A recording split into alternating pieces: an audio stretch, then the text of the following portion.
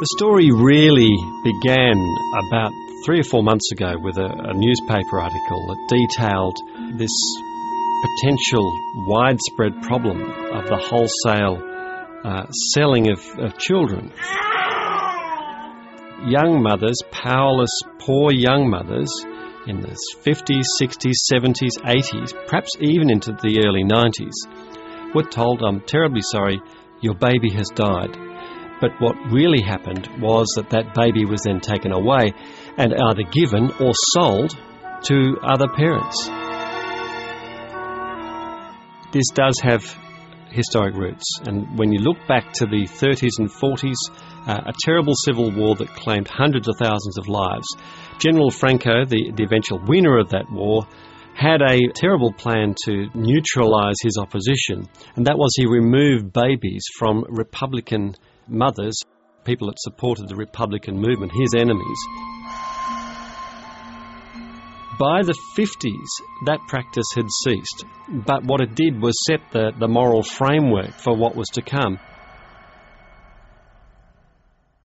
I think being a father of 3 children myself, in a sense I could relate better to these people.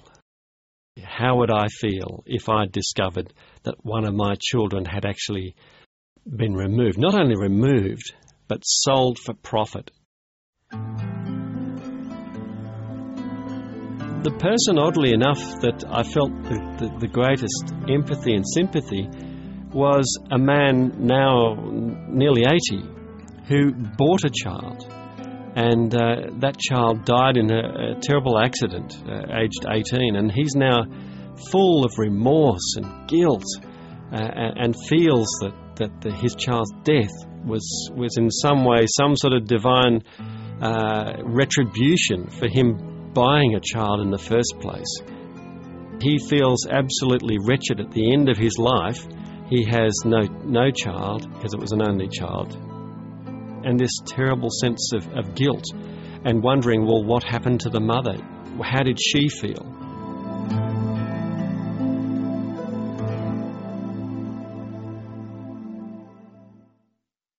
We've spoken to one woman who's already organised for her sister's coffin to be opened.